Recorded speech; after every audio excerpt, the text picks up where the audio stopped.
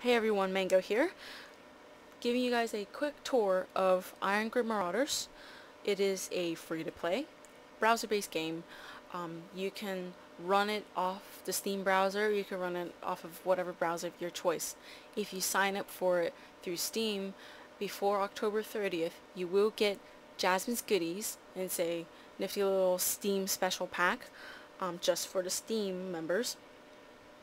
I don't want to give you guys a in-depth tutorial of how to play the game. The game will give you plenty of tutorials.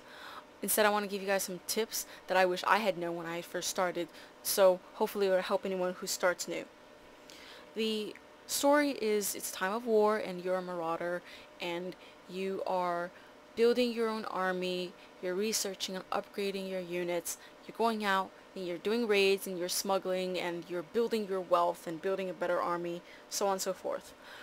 Right now the game is mostly single player. It's a little unfortunate because there's a lot of players who are waiting and hoping for PvP, and the developers know and they are working on it. So I'm crossing my fingers for a quick deployment of a PvP system, and I know a lot of new players will be attracted to PvP, and even old players will be happy to see that new addition. So once you finish logging in, you'll be asked to create your character. You can make your portrait and it's editable. You can go back in and add more. I made mine relatively plain, but you can do whatever you want. I mean, you can add a little slaver girl if you wanted. You have to pay money for that. I opted out the slaver girl.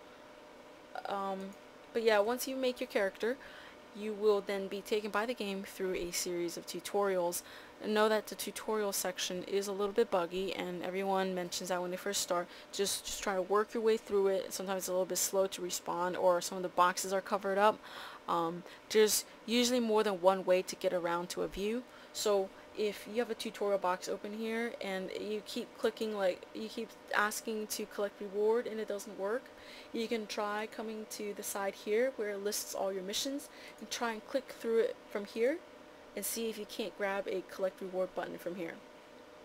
The other tip for the tutorial missions is one of the tutorial missions is a smuggling mission, and the smuggling runs always take 6 hours. So when you start that, make sure you're starting that before, say, you're going to go to bed, or right before you need to go to work, so that you don't miss your hero while he's out doing, or he or she's out doing their smuggling run for that tutorial mission.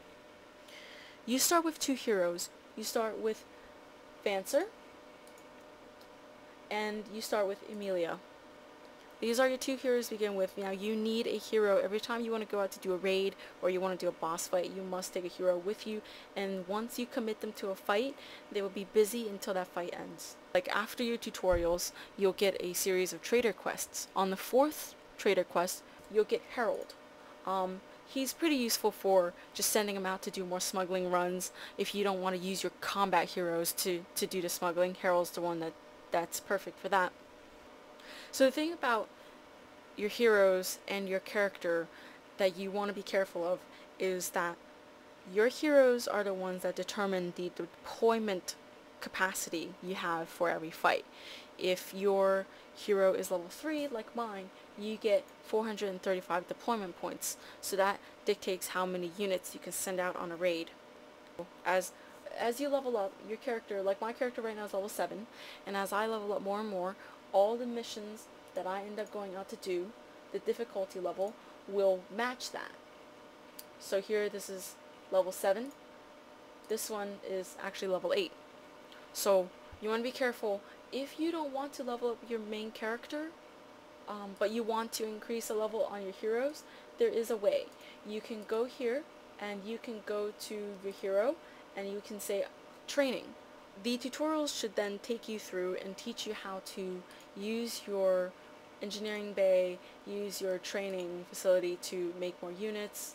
I'm going to go ahead and just make some more units. It goes through a queue. Let's see, I'm going to make some more infantry units as well.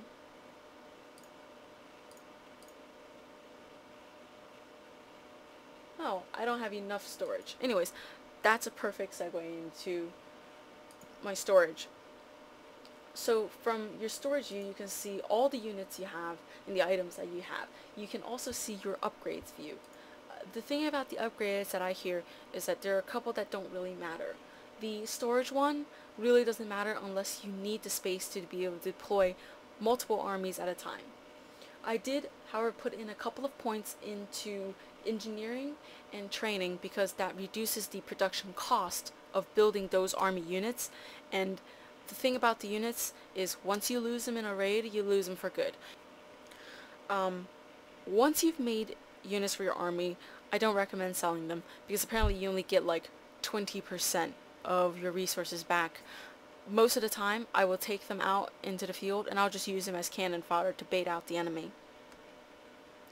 After you're done with your tutorials, you can carry on doing more quests if you want, but I warn you that the quests will give you a lot of experience. For example, I carried on to do the trader quests, but this one I've accepted, and it's been accepted for maybe a week or more now. And the reason I hesitate to do it is because it gives me 1,450 points of experience, which is a lot, especially when I'm only level 7. When you want to go out and do your own raids, you go to Jasmine's Gentleman's Club, and here the beautiful Jasmine will give you some smuggling and raid options. You can do raids, you can do smuggling missions, you can do boss fights. The boss fights are a little bit of player interaction. What it involves is 3 coordinated attacks. So you and 2 other people need to agree to do the boss fight once someone gets the boss. You get the boss after level 5 and it's a random chance encounter as far as I know. I've never encountered a boss. I feel very left out. But I have joined in on other people's boss fights, and once the first player is done with their raid, the second player will do theirs, and then the third, and if everyone is successful in their raids, then the boss fight is completed and everyone receives the reward. So the idea of winning in the game, you can complete a raid, and you can come out after having killed all the attacking units, and technically you've won. But if you barely won, you had like 1 set of militia units left, the sad fact is you didn't really win. The cost of the fight far exceeds the reward, and those are not winning fights. So I'm going to also put in the description of this YouTube video some cool videos made by one of the players here, the top ranking player. He makes some really brilliant videos that helped me a great deal. I went from struggling with my resources and losing tons of units during raids to losing maybe 1 or 2. It does make a huge difference. I was very close to being at the end of my resources.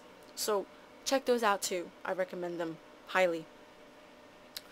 If you want to chat, you can go to the captain's bar, which I recommend as a general chat. If you have questions, just remember, when you're done using this chat, close it, because it will lag you during the raids.